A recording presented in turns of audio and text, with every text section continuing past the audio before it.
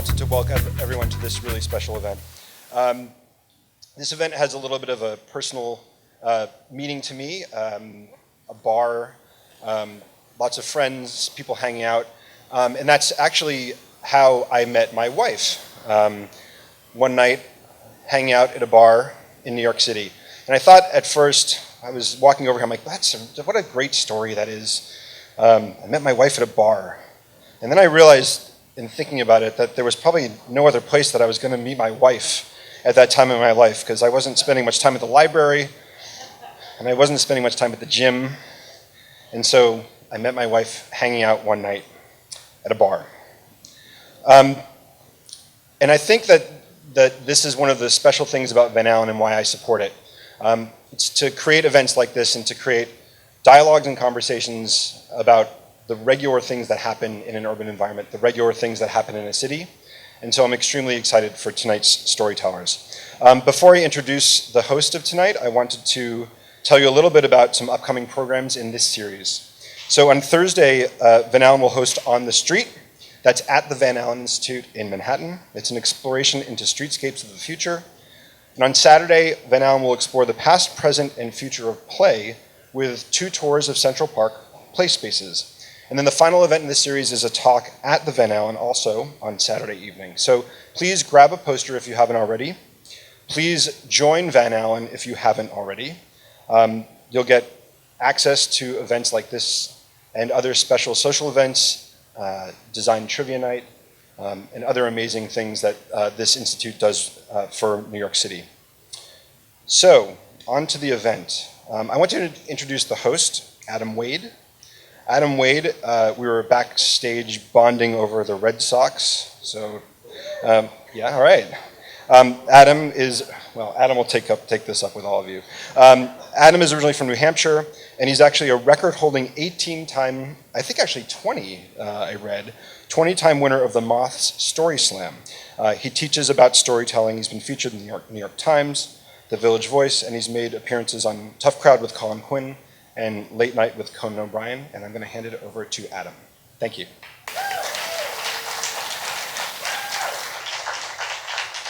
Let's hear for Andy, everybody.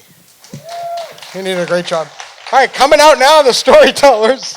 Keep coming out, coming out. All right, let's hear for them. They're coming in.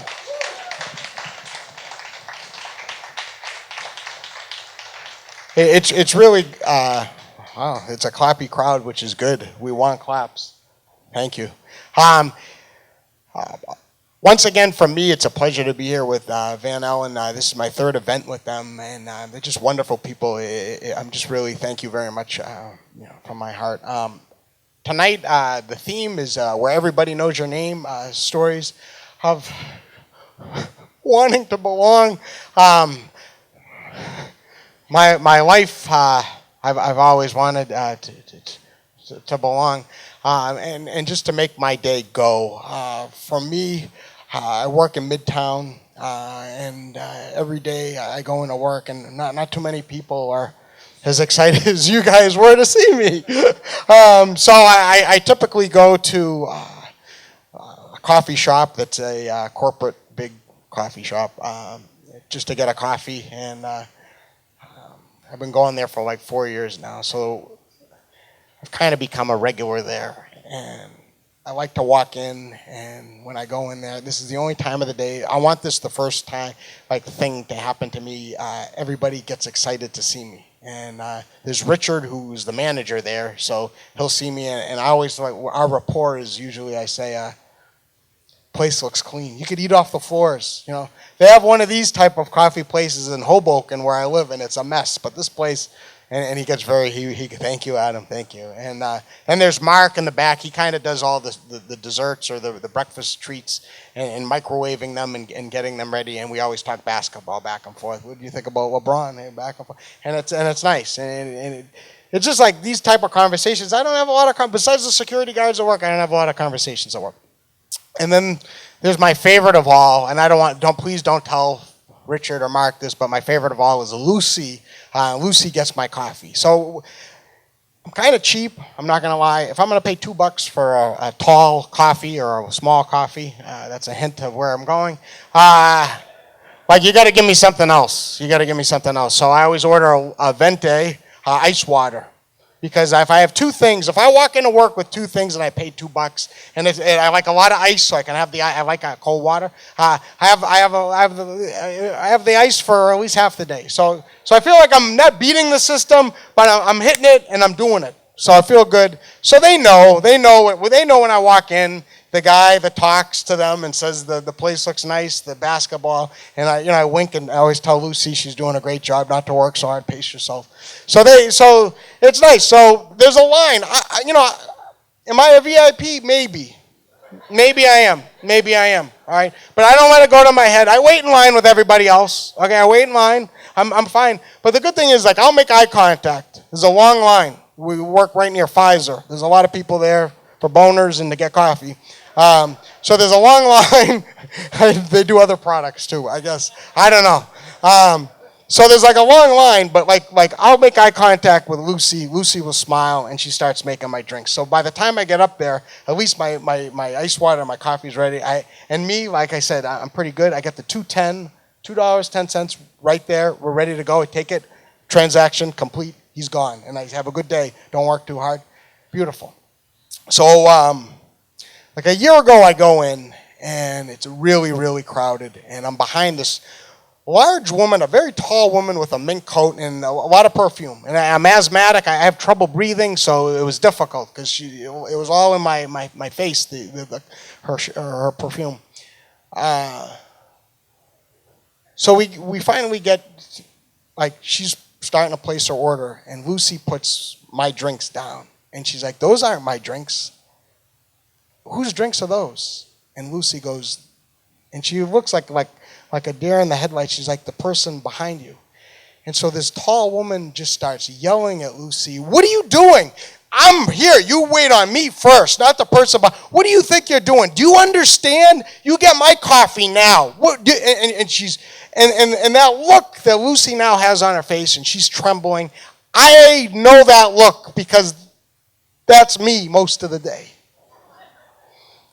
And I get very upset. And I tap the woman on the back, and she turns around. And I go, "Do you know why I get my coffee and my water before you could order? Do you know why?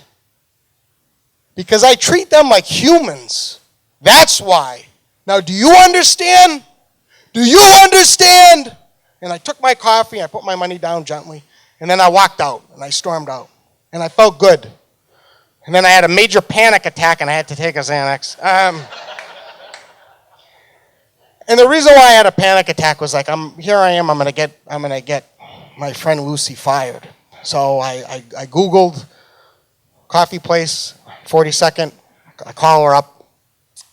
I go, "Is Lucy there?" And Lucy gets on the phone. I go, "Lucy, it's Adam. I know you're busy, but I gotta tell you something. I'm sorry. Like, I'm not gonna get you fired here yelling, right? She's like, "Adam, no, you're not gonna get me fired for yelling because you yelled. I didn't do anything." I go, "Oh yeah, you're right. And she's like, "Yeah." She's like, "But from now on, when you come in to get your coffee, don't wait in line. Just come to the side and just patiently wait, and I'll get it for you, and we'll never have this problem again." "All right, thanks, Lucy." She's like, "You okay? You sound really." I go, I'm all right. She's like, "Man, you might want to take another of those Xanaxes." So I go in the next day, and I've done this since. So I go in, and there's a long line. I'll just go right to the side, and within like 20 seconds, I'll say hi to Richard, wave. I'll say hi to Mark, and then Lucy's busy, and she puts my venti ice water and my tall hot coffee right there. And every time I go to get my money and to put it down, and she said, yeah, she always says,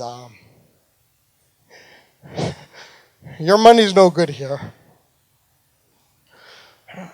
Thanks, Lucy. All right, thank you. That's how we start the show.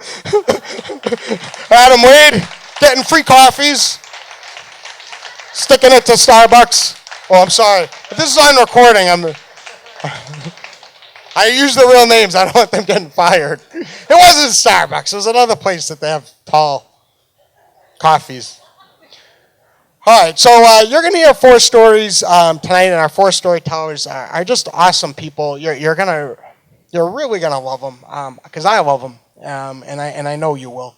Coming to the stage, our first storyteller. She's going to be presenting a story, a show she's working on, a performance. For now, it's titled, but the title will change. Lucky Levy, and she'll be doing it in August at Dixon Place. So check Dixon Place in July and August to see what the dates will be. But she's terrific. Again, you're going to love her. Michelle Levy, everybody. Michelle.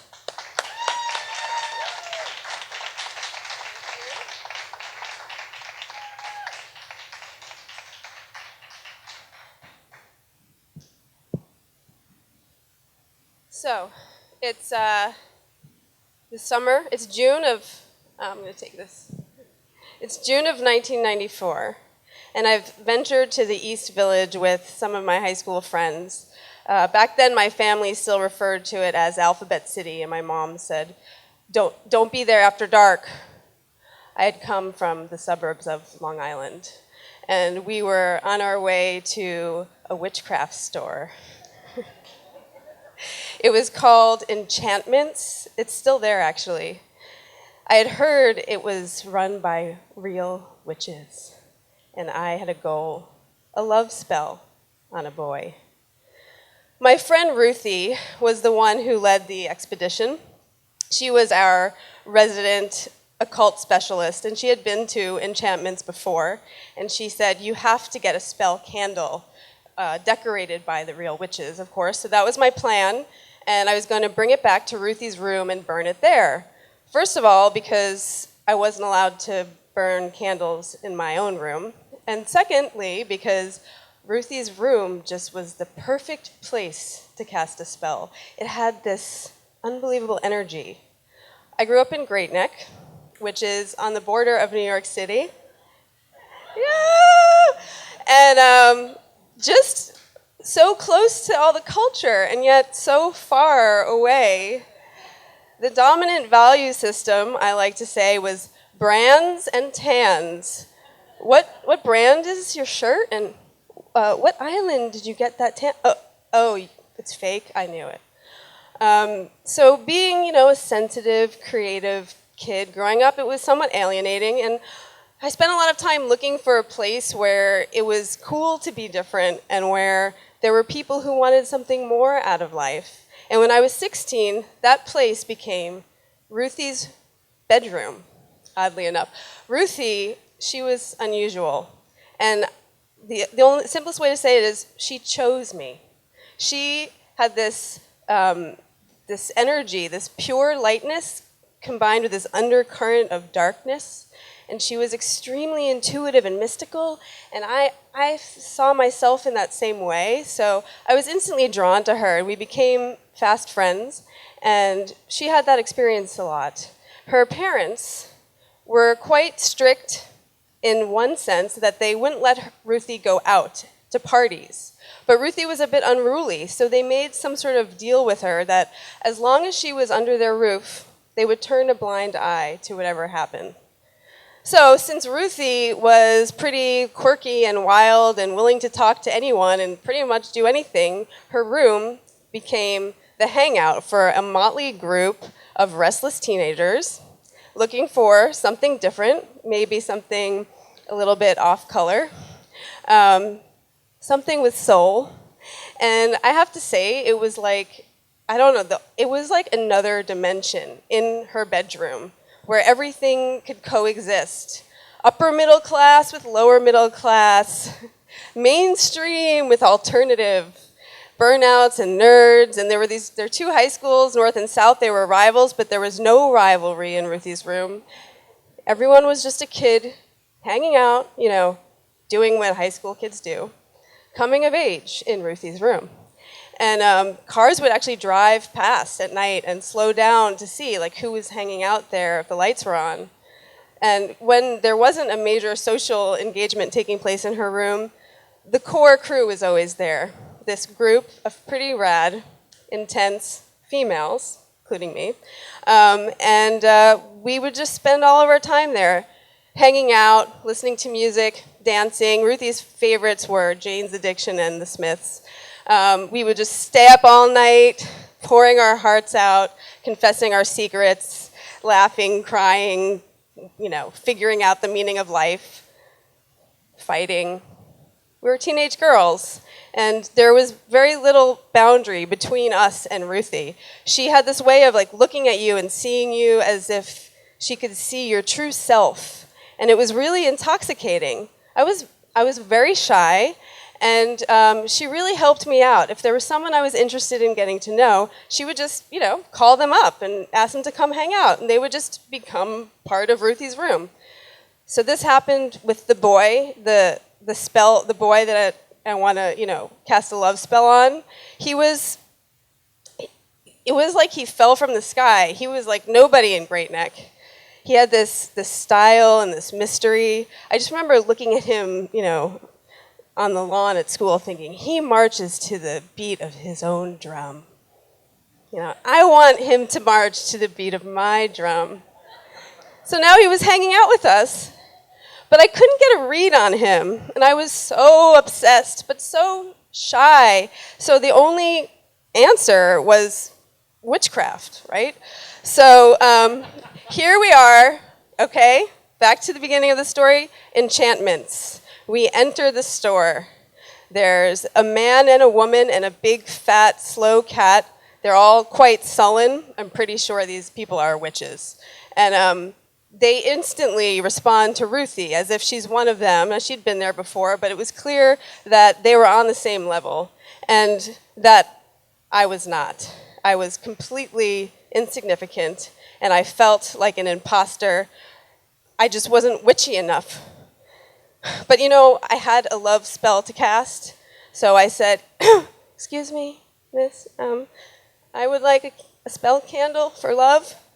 And the woman said to me, oh, no, I wouldn't recommend it. It's Mercury's in retrograde.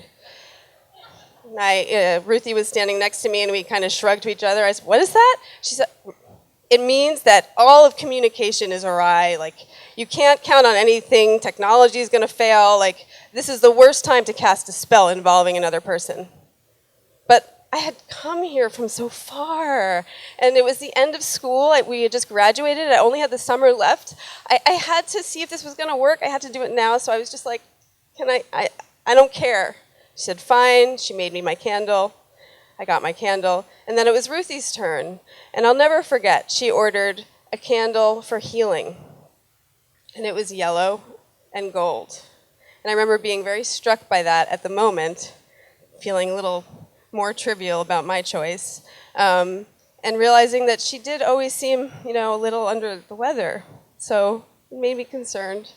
But we went back to her house, and our candles were 48-hour candles, which meant you have to sit by it for 48 hours while it burns. So I couldn't be there all the time, so I just had a plan to just visit it as much as possible.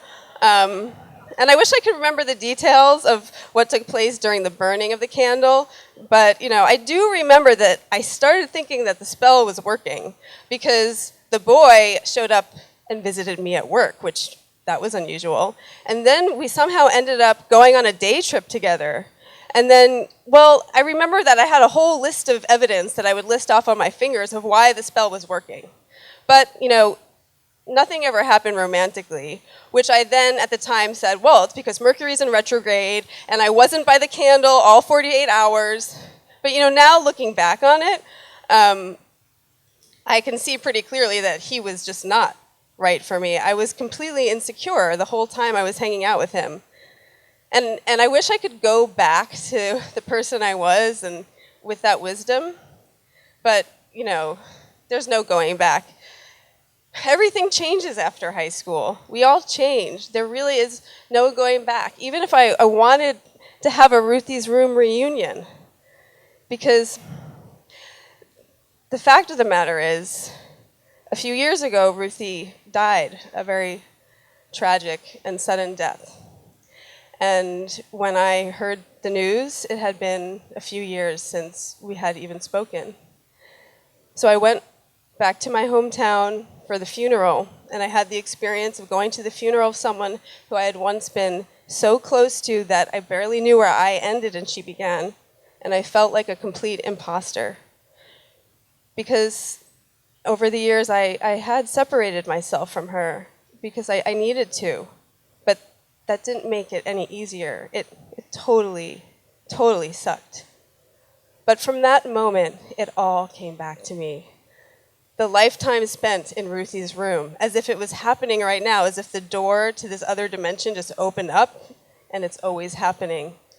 I can see her so clearly dancing around to Love Cats by the Smiths. That was her favorite song, and she was always so happy dancing to it. And I'm sitting on her bed, content, watching our 2 candles burn, one for love and one for healing, with all of the hope and divine foolishness of youth. And, I realize this is around the same time of year and Mercury's in retrograde again. So I really hope that this message does get through. But there's a part of me that remains there, always, in that room with Ruthie, you, my very dear friend, who chose me and loved me. You are forever in my heart. Thank you.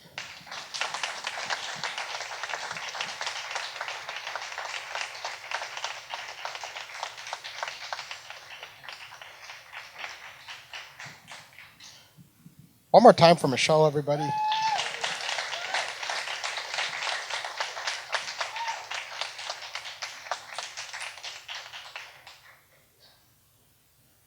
Clear the stage. Our next performer coming to the stage, or he's on he's on the stage. Coming to the stage, on the stage, he is the founder of the New York Musical Improv Festival, and it's in their 7th anniversary this year. I'm proud to know this guy. Not only musical improv, he can tell a hell of a story. Boy, I'm working on my hosting skills. Ladies and gentlemen, the great TJ Mannix, everybody.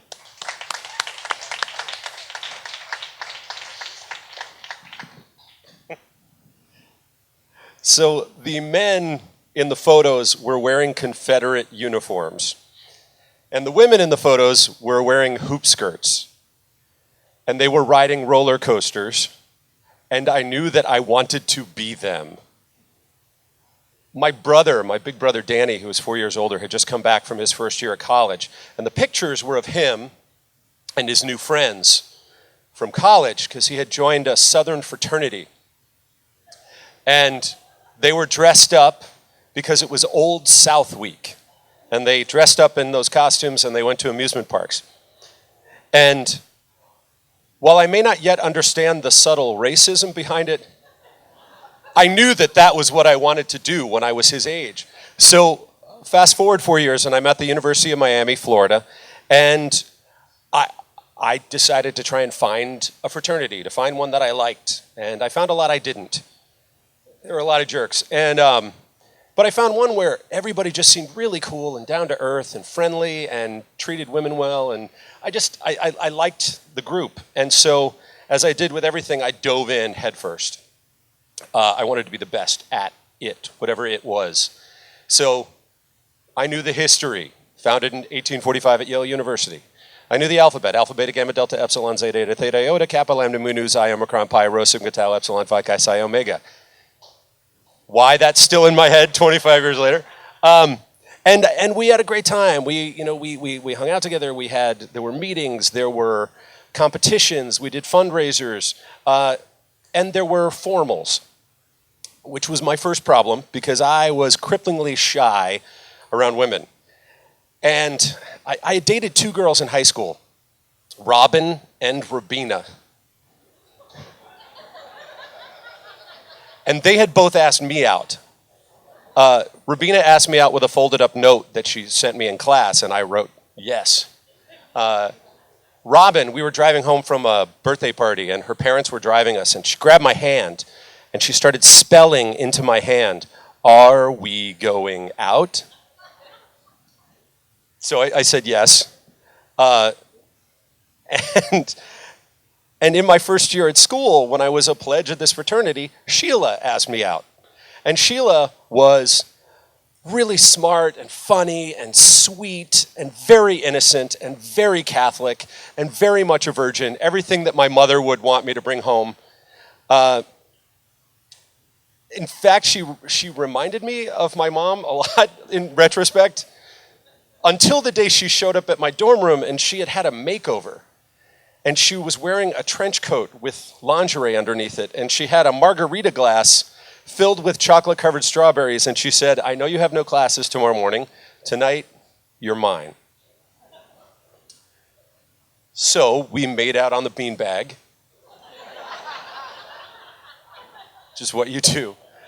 And then she took out a blanket and she said, "We're going to the beach," which I knew was code for, here's the part where I trade my virginity for your virginity. And I took a deep breath and I was like, okay, all right, here it goes. And we went downstairs and my car was gone. And I just was so panicked, and we found out that my car had been towed, which was a mood killer. And yeah, that night didn't end well, and the relationship didn't last much longer, and we both kept our cards. She went to the formal with me, but then she decided I was not the guy for her. So I, without Sheila, dove right back into the fraternity and was doing everything that I could. And my second year at college, I was elected president of the fraternity, which doesn't happen and shouldn't happen because it doesn't go well. You're too young, and you don't really know what the hell you're doing. And I kind of presided over the death of fun at the fraternity, because that was when the national fraternity discovered a word called liability. And I had to tell everyone we're no longer allowed to buy alcohol, which made me really popular. And as president, there were perks. I had a first lady who asked me out. And her name was Lee, and she was the opposite of Sheila. Lee was blonde and tan and really social and outgoing, and we were both in journalism, and she had dated before. And I was taking my time, like the good Catholic boy that I was, and then one day she convinced my RA to let her into my room. So I was in bed, and she climbed into bed with me naked. And I got mad.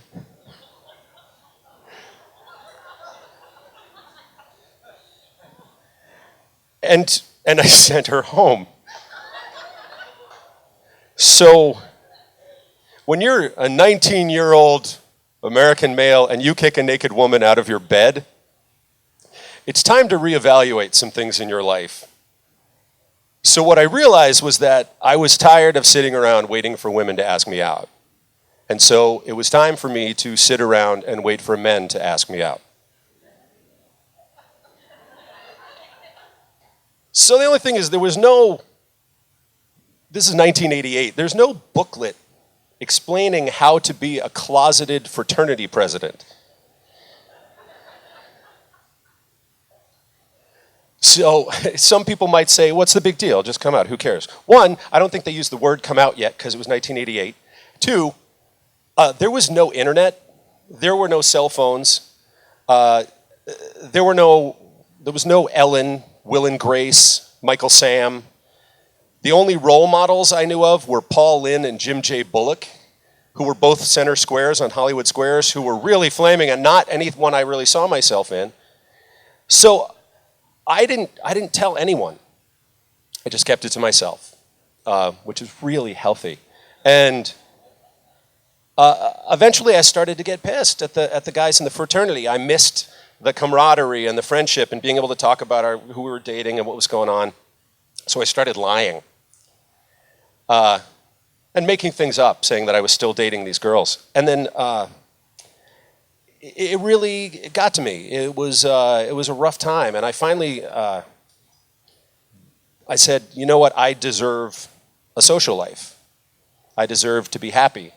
I was really scared about the reputation of the fraternity. I didn't want the rest of the guys to suddenly have them be known as the gay fraternity. I didn't I didn't know whether I was walking different or talking different, or if everybody knew, whether there was like a big dot on my forehead. So I said it was my time to finally actually have a life again. And the night that they elected a new president of the fraternity, I said, I'm going to a gay bar. So I was going to Uncle Charlie's. And Uncle Charlie's was the only gay bar I knew of. It was 5 minutes away from the University of Miami. And I had driven by it almost daily, pretending not to look at it.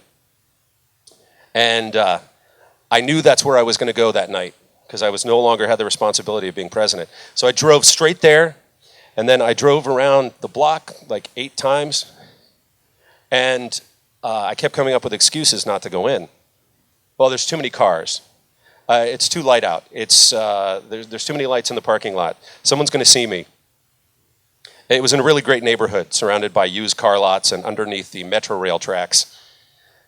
And finally, I parked. I found a place that wasn't near any streetlights. And I sat in my car for a good 45 minutes.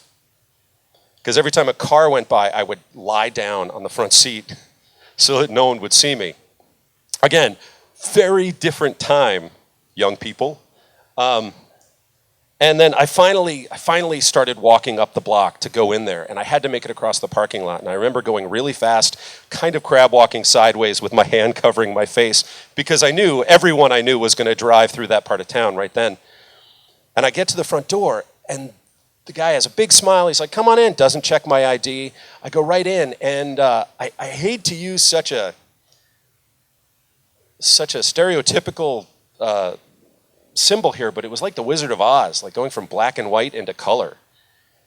And I remember walking in, and there were hundreds of guys there who were just relaxed and comfortable and laughing and having a great time and drinking and dancing and looking like they were just normal people. And I didn't know anyone at that point. I was the only one in the world as far as I knew. And I remember just being overwhelmed, a little bit overjoyed, and I had to go back against the wall and just look at everything, just take it all in. And within 5 minutes, I bumped into someone I knew.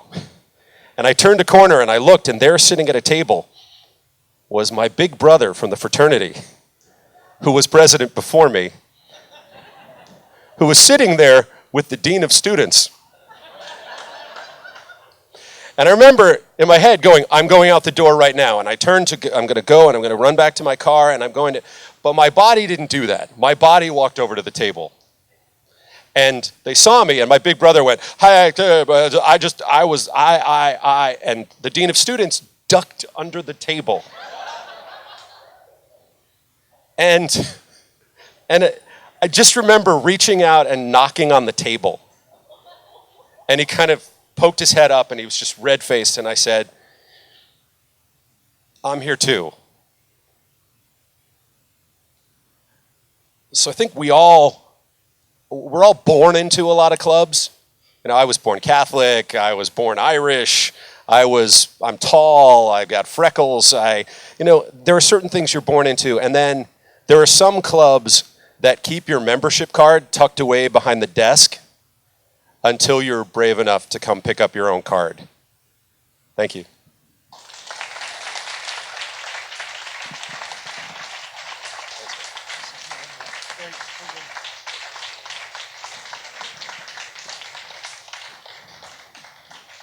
One more time for TJ, everybody.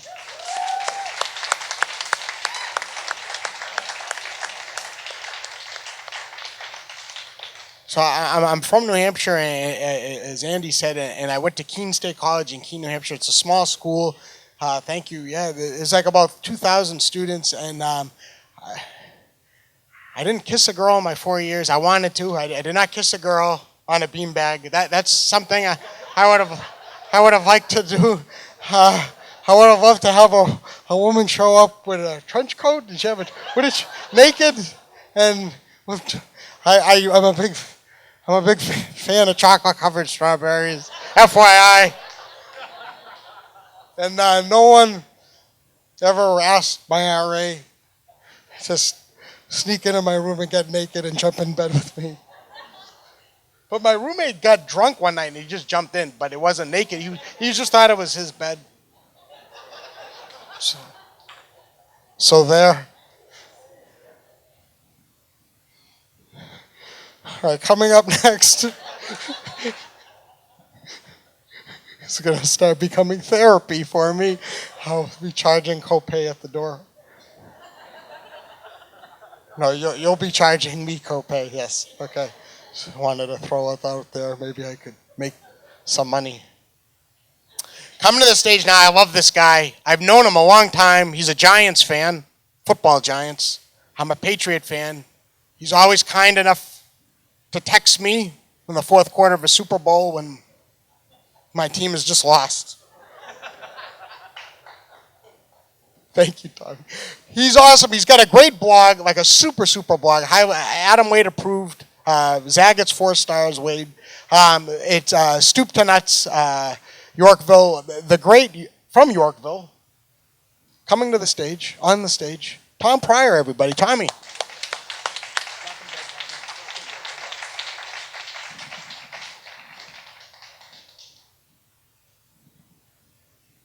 The theme of the show was becoming a regular, and where was a spot in your life now, in the past, where you were regular. So I'm going to set up my first time that I felt like a regular, and it's 1960, and I'm 6 years old. And when you're 6 years old in 1960, and you live in New York City, you can cross the street if you ask somebody to cross you. So that meant I could get to both sets of grandparents. I couldn't get to my Aunt Joan. She was up on 2nd. I was on York and East End. And when you're 7, you could ask somebody to cross you across an avenue. So this gives you a double, triple universe. Now you're up to First Avenue, East End, down the park, on the river, and so many other things. And when I was a kid, I had all these relatives, but I was awkward socially, got a big mouth. And I used to get thrown out of stores. I got thrown out of Parker's grocery because I used to leave his milk thing open. And he was real cheap, and he was upset with me that his electric bill was going up because we drank a lot of milk. And then I got thrown out of Joe's candy store because I go through the comic books, and at 7, you know, you're starting to get some reading abilities. So I'd finish 15, and I'd buy one. And he was grouchy, so I was getting thrown out of stores. But when I was 7 and crossing an avenue, I knew where I was welcome. I knew where I could go. And it was Loftus Tavern. It's 85th Street and York Avenue. So picture a hot summer day in 1961. I have nothing to do. I only had about 4 bottles for deposit, so I couldn't even get a 7-ounce soda. So I go over to the tavern. Now, the reason I'm going over to the tavern is my father took mail there, and he took mail at the Old Timers Tavern. But at Loftus, the night I was born in 1954, my father took a cab from the hospital in Queens directly to Loftus Tavern, and he danced on the bar. And Jack never forgot it, loved it, and he treated me like a son, like a nephew. So at 7 years old, I would go in the side entrance because it wasn't cool to go in the front entrance at 7 years old. And if it was a slow day and a weekday in the summer, it would be a slow day, a couple of regulars in there. And Jack would slip me half the newspaper, and he'd get me a Coke with a couple of maraschino cherries that I just looked at. I couldn't tell him I didn't like them. Didn't have the heart. And this was our relationship. I didn't have to be with my father. I didn't have to be with my mother. She came to the bar too. And Jack was great. He had an Irish brogue, but he was, as Adam said, a huge Giant fan, a New York Giant fan. And by 7, I was developing this interest in this team that was playing the Green Bay Packers for the championship, and my dad was going to games, and I wanted to kill him because he wasn't taking me. And Jack and 4 regulars had 5 tickets, season tickets in the mezzanine Yankee Stadium, and they kept it behind the register by the grandfather clock, big grandfather clock. And the routine was they get together in a checker cab on Sunday, and they'd go up there 7 times a year, 14-game season. And I wanted to go. I mean, I wanted to go. I mean, this is Jack's bar. I would say, Jack, you want to hear a song? And he'd go, and he'd give me a dime. Baseball and Valentine, baseball and Valentine, all across the nation. What a great sensation. Baseball and Valentine. And I get a dime and I go play Johnny Cash.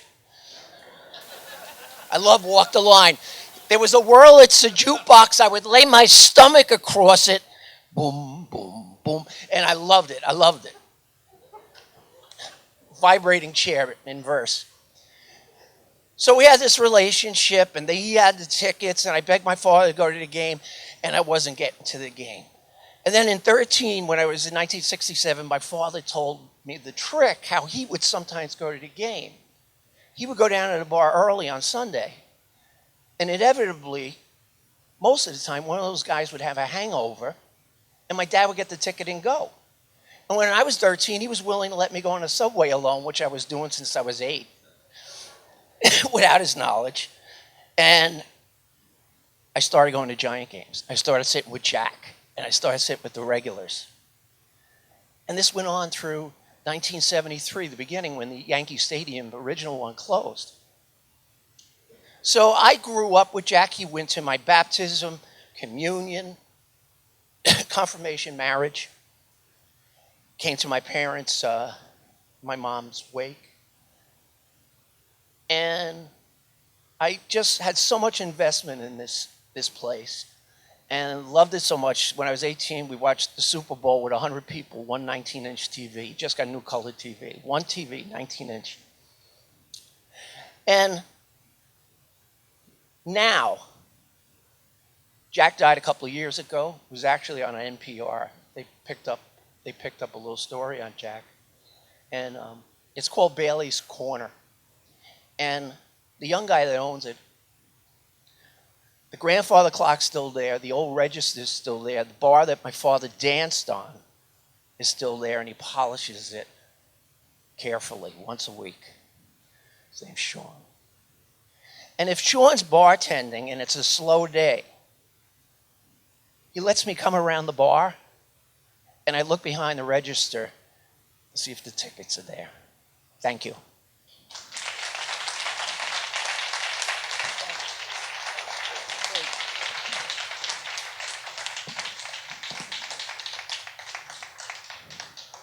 One more time for Tommy, everybody.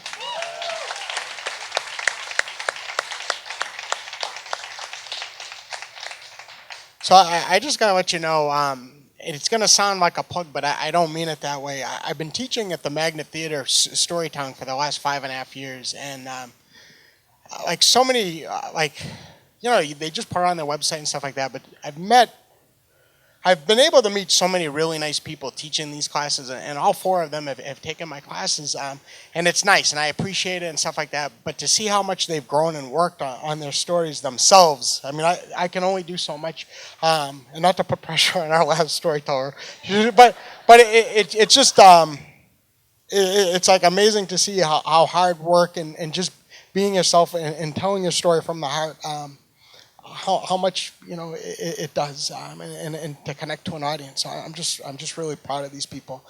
Coming to the stage, the next performer. I love her. She's married, and I'm not in love. You're divorced? Okay, well, that might have been on purpose. We'll be getting some drinks. You don't think I know what I'm doing? But I know what I'm doing. Okay? Coming to the stage now, this beautiful woman. I do love her with a capital L. She's an actress.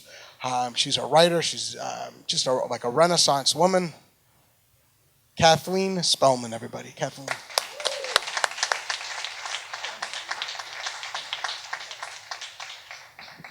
And he's an awesome teacher.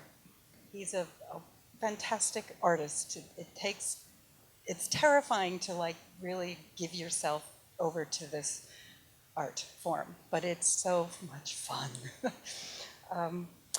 In 1984, I walked into the West 4th Street Saloon in Greenwich Village for the first time, and I was praying it was a place where nobody knew my name. I was with my boss, boyfriend, and we had escaped the Wall Street area to have a romantic, clandestine luncheon.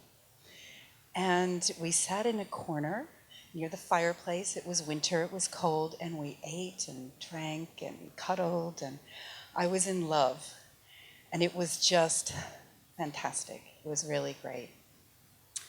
The next time I walked into the West 4th Street Saloon, it was quite a different story.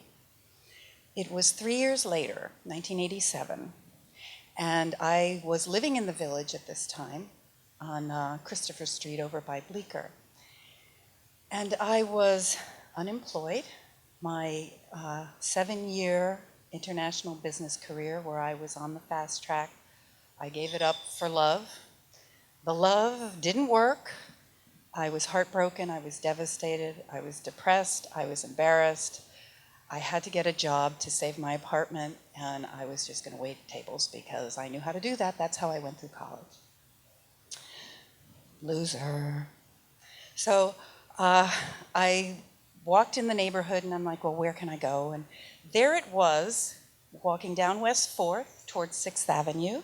You could see the one-story building, white, with the big wooden framed windows, and above it was a black painted wall, which was the adjacent building, and there was white light lantern painted on it. West 4th Street Saloon, dinner, lunch, full bar, outdoor patio. And I said, you know what, my friends, nobody's ever hung out there. My ex-boyfriend, I don't know anybody there. I'm going to go there. And I didn't even remember it. I'd been there 3 years before until later. So I walked in and I said I want to apply for a job. And Freddie, the manager, was there. And he said, okay, you come over here. We'll have an interview. And Freddie was from Honduras. He was about 5'8", very slim, curly hair. He had creamy brown skin. He wore jeans with a crease down the side and Calvin Klein pants and these Ralph Lauren shirts that were silky and cowboy boots, and he smelled great. And Freddie was gay, and Freddie liked straight men. So Freddie only hired women, cute girls, to work as waitresses and bartenders to bring in the straight men that he liked. Freddie liked to drink Heineken, but I think it's because he said, I'll have a Heine and a blackberry brandy for medicinal purposes, all one word. So Freddie and I got to talking, and he found out that I spoke Spanish because I had this, career, and I have many languages, and he hired me. And what I didn't realize is that the waitresses there were a revolving door. They could come in for a trail for a shift, and then they were gone, or maybe 2 days, and then they were gone. And in my mind, I was just there temporarily to get back on my feet, and then I was gone. And that's how I went into the saloon that beckoned me like a lighthouse, come hither. And I was getting yelled at by waitresses. That's not how you marry the ketchups or the bartenders. You had to put up the glasses and call vodka twice, gin, Long Island iced tea, and then you had to put in all the mixes. And I learned bartending because that's not the glass a tequila sunrise goes in. But I lasted. And after about a month, the magic happened. I lost like 25 pounds. I was wearing mini skirts. I was like 10 years older. My dad was not so embarrassed anymore. It was kind of like, well, my daughter works in the village. Yeah, we should go down and see what's at that bar. And I met a new boyfriend, Massimo, who Freddie liked too, because Freddie had good taste in men. So we were competing for the same, well, he thought it was competing, but it wasn't. And the girls and I got to be friends, and I realized that they were travelers like me. They were there to do something. They had goals. Holly was this amazing painter, and she looked like Lily Tomlin, and she now paints sets for television. And Debbie was this crazy adventurer who was sort of ditzy, you thought. She came from this tiny town in Missouri and educated herself at Baruch College, and now she went off to like Thailand for a month by herself. I'm like, you're kidding, you're doing that? Yes, I can't eat dairy for 6 months before I go, or the mosquitoes will eat me. So she went off. Debbie now lives in Italy with her Italian husband. And, you know, we had Rocco and Gerard and Satishai, who are the cooks. And they, you know, Satishai, if he got mad, he's a crazy Thai guy, he'd throw knives all over the kitchen. But it was this magical place. And I went away with Massimo for a month because his family owned restaurants. They were Italian in Brazil. And Freddie, well, if you don't cover your shifts, you will not have a job when you come back. I came back and I was promoted to bartender, and that's when the magic, woo-hoo, the whole world opened up. I had not only tourists from all over the world would come in. I had this one couple, they're from Brazil, and they're looking at me, and I said, oh, you're from Brazil? Yes, we're from São Paulo. I said, oh, do you know Nello's restaurant? And they said, that's where we know you from. You served us coffee and dessert last year. So incredible coincidences would happen to me there. The regulars that came in were spectacular. John, the plumber, who flew airplanes in World War II. He was 18 years old. Yeah, we landed on, you know, the aircraft carrier. It's like landing on a dot in the ocean. We didn't have any radar stuff. You just did it. I'm like 29. I can't even imagine what it would have been like doing that 10 years ago, let alone now. And then Benny, the longshoreman, Benny would come in and he was like this older, sexy guy with like white hair and twinkle in his eye, and the other eye he'd take out and put it in a glass of seltzer and like freak off, the girls. But and then we had Leslie and Jimmy, who were like Tweedledee and Tweedledum, these two guys who Leslie would come in with armfuls of flowers for the waitresses and bartenders, you know, on Sunday nights, and he and Jimmy would sit there and argue for hours who was the best James Bond. Was it Sean Connery? Ooh, maybe it was Roger Moore, or how about Timothy Dalton, who was the new James Bond back in 1987. So these were the characters that we had, and I mean, they were just, the neighborhood was so rich. The saloon was there from the 1970s through the 1990s, and it was a part of Greenwich Village that no longer exists anymore. And it was a safe haven for travelers from the neighborhood and from parts of the country. And I worked there for 7 years. I married Massimo. We had children. Freddie was Aunt Freddie. And when I was about 5 months pregnant with my second, it was time to hang up the apron. And I would say that of all the careers that I have had, and there have been about 9 of them, that was the most fun job I ever had in my life. The world came to me, the time traveling with my regular guys, and it was just the place I walked into where I didn't want anyone to know my name. Well, they all knew my name. And more importantly, I knew theirs.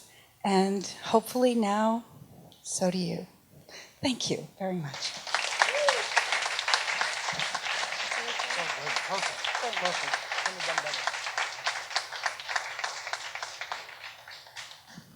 One more time for Kathleen, everybody.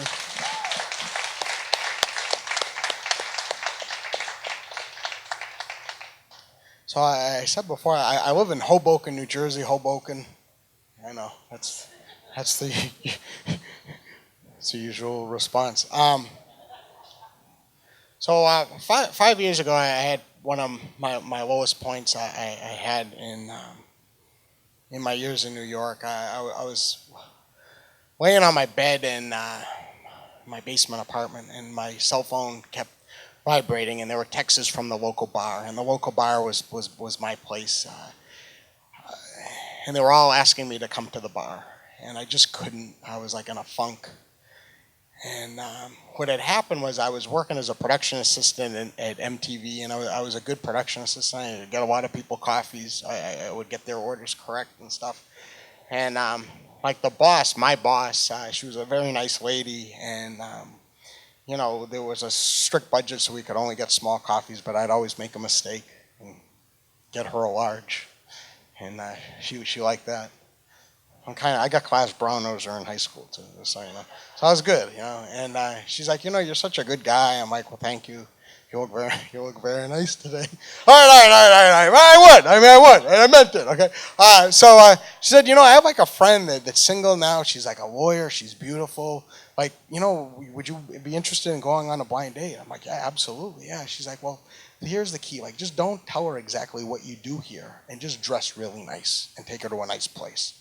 Like, sure, I'll do that. So I met up with her a couple nights later. I wore my best clothes possible. A little upgrade from this with shoes. But I dressed up. I wore dress pants. I wore a dress shirt. I put a little cologne on. I was ready to go. And took her to a fancy sushi place, and she was beautiful. And we hit it off. And she wanted to go out again, and we continued going out, and it was nice, and it was expensive. At the time, I was a production assistant at MTV, so if you figure that I'm not making a lot of money, I'm living in a basement apartment. But by living in a basement apartment, I'm kind of cheap. I had a little nest egg, a couple $1,000s, and that's it. And within about 2 months of dating her, I was down to about $300, and but it was worth it. For the first time in my life, I could walk into a bar with a woman that looked like her, and all the guys would check her out, and then they would look behind her and see me, and they would have this reaction. They'd be like, I'm not good at impersonation. They'd be like, and I got kind of pissed off by that. So when they would do that, I'm like, yeah, and not that she couldn't see this, but I was doing this like, yeah, and we're not friends. We're not friends. We're, okay. Yeah, fuck you. With me. And I like that. I mean, yeah. But I was down to $300, and I didn't know what the hell I was going to do. So it's one Friday night. She lived in the West Village, and I showed up to the doorstep to her building, and she came down, and she's like, what's going on? And I was dressed like this. And I'm like, let's change it up. Instead of moo sushi, let's go to the diner and get grilled cheese sandwiches. I like grilled cheese sandwiches. My stomach, let's go there, And she smiled, a big smile, and she said no. No, I don't want to do that. Go upstairs, get changed, because I had clothes there. She's like, and let's go somewhere nice. And I told her no. And I walked home, and I got to the subway, to the PATH train, and I took it in. And when I got back, there was a text on my phone saying she needed a man that could give her more than I could. So for 2 weeks, I was just kind of out of sight, out of mind. I went to work, and I just came home, and my boss felt bad, and I could get my own coffee on the company bill. So I'm getting these texts. It's a Friday night, and my bar, all my friends. Now, the local bar, I was kind of a thing there. I don't know, like Starbucks, but only at the bar. And I just didn't want to go. I had no feeling. And then I got a text from the bartender, Pat. Pat's my best friend. He's my first friend in Hoboken. And he says, if you're not here in 10 minutes, asshole, I'm taking it back, okay? And I got up from the bed, and what he meant by it was he had gotten me a TV.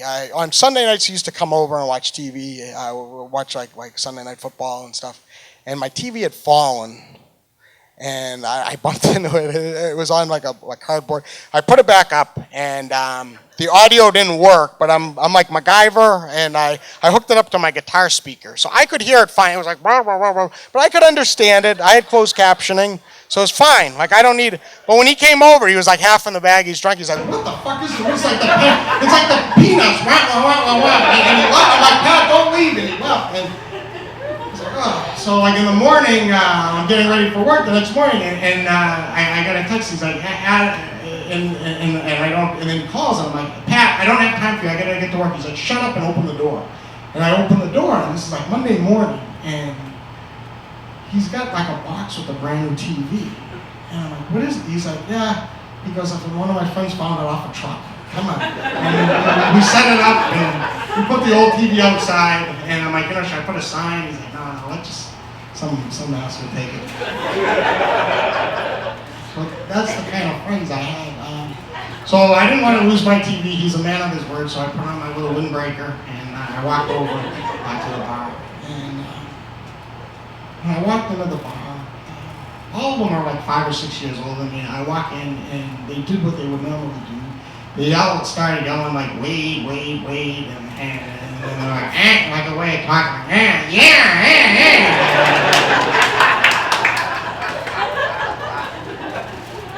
Just enough, not too much, just enough. And it was like really crowded, and there's a lot of people ready to order their beers, and Pat sees me, and he just kind of ignores everybody, and he gets me a Heineken Light. And the importance of a Heineken Light is I don't drink as much anymore because my stomach won't. When I drink, I like Miller Lite because it's subtle for the stomach. But when I want to up it a notch, and only a few people know, like Pat knows, when I want to up it a notch, I get a Heineken Light because it's 50 cents more. So by him just without even asking, putting a Heineken Light down, I knew he wanted me to have a good night. So I took the beer and I thanked him. I started drinking it, and I looked around, and everybody's asking me how I'm doing and pat me on the back. It's nice. And then it's time for me to go to work. And I don't have to pay much for my drinks. I usually tip out like $15 because I only nurse 3 beers or 4 beers. But I looked around, and what I do for Pat is I always collect all the empties around the tables, and then I put them at the bar. And then as I'm doing this on this night, I see these 2 girls that I haven't seen before. And I look, and the girl that's facing me, like, smiles at me, and it's like a nice smile, and like my head goes numb, like here in the center, and it's like when you hear like a little girl's bike, like with the bells, when they ring the bells like that. It was nice. I wasn't expecting that. And I walked over, and I got their MPs, and they asked me to come back over, and they started talking to me, and I started talking to both the girls, but I was more interested in one of them. And as we're talking, it was just nice. We're just having like a normal conversation. And I was really enjoying it. They seemed interested in me. And then the smile girl said, well, we're gonna go to a dive bar, Rogo's down the block. And I was like, oh, okay. Well, it was nice meeting you. And she's like, no, come, you want to come with us? And I was like, oh, yeah, I'll come, yeah. Hey, yeah. And then I'm like, oh, let's go. And I put my windbreaker on. And as we're walking out, like I've been going to the bar, I never walked out with any girls ever before. So we'd be walking out with like 2 pretty girls. Pat and everybody in the bar that knew me, which was like 90% of them, they looked like proud parents of like anything or something. It's just like that look, and in a few minutes, yeah, wait. Calm down. Let's not fuck this up, okay? So we go to Rogo's dive bar, and the other girl, or the smile girl's friend, runs over to her boyfriend. So then it's just us 2, and we start talking. It's nice, but the DJ at Rogo's dive bar is blasting Warrant's Cherry Pie, like full, like there's like 12 people in the bar, and he's just blasting it. So I walk over to him, and I'm like, you gotta help me here, dude, please. And I'm like, can I buy you a beer if you just put it? He's like, yeah, buy me a beer and a shot, and you won't have any problems. So he had her, and I brought him, and that was good. And then I went back to her, and we started talking. And we had a couple of drinks, that was nice. And I remember like the things, she was talking about how she had a cat named Leo the lion, and how, like in her studio apartment, he used to like bite the little plastic blinds on her shades, and she had to keep replacing them. But she loved her cat, so she didn't mind. And then the other thing was like her apartment was like so small, and her clothes, like the closet for her clothes, was like right in the kitchen. So she was kind of bummed that she couldn't cook like fish or anything with garlic, because then her clothes would smell. And she says, "Isn't that silly?" And I'm like, "No, that's not silly." Like this, I knew was like the type of girl that would like to have like grilled cheese sandwiches. And, so I asked her if I could get her number, and she said, "Yeah." I put it in, and her name was Martha. Now Martha at the time was the same name as my landlady, who was like in her mid-50s, and she's like a Viking, and her husband is this big burly. He had an axe for some reason. I don't know why he had the axe, but all I could think of is like, Jesus Christ, you're gonna. And I've never really dirty texted anyone, but all I can say is like, "Honey, I'm ready," or something, whatever. And it goes to Martha, my landlady, like axe, like, you know. Like no, so I put on the like phone, I put like Martha Cool Girl, you know. So I saved it, and I knew I was not gonna fuck that up. And so at the end of the night, we pretty much closed the bar, and like I've had 4 beers, and that's like one too many for me. So she like walks me back to my basement apartment, and when we get to the top stair, we look up, and I tell her like, I live down here, but like, you know, they're renovating the penthouse. And, Martha, the landlady's Viking husband with the axe, he was also like an artist. So upstairs, like on the 3rd floor, there was like these like flying saucers and lights going back and forth, and it was his art exhibit for people to see, I guess. And she said, "Who's renovating your penthouse, Captain Kirk?" I like that. It was a Star Trek reference. So I go, Martha, I had a really good time. And like I give her like a little like kiss on the cheek, and that's usually as far as I usually go. But then I went in again, and I give her a kiss on the lips, and it was short, but it was nice. And when it was over, like she pulled back, I pulled back, and we looked at each other, and she said, "You're gonna call me, right?" I'm like, yeah, of course. I'm like, she's like, you really gonna? I go, yes. Trust me, you're gonna get a call. And she's like, I can't wait.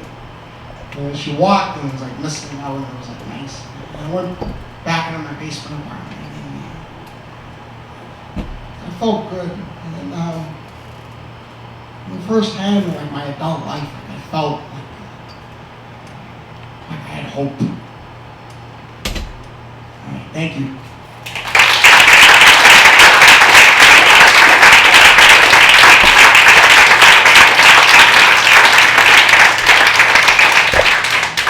One more time, a round of applause for our storytellers.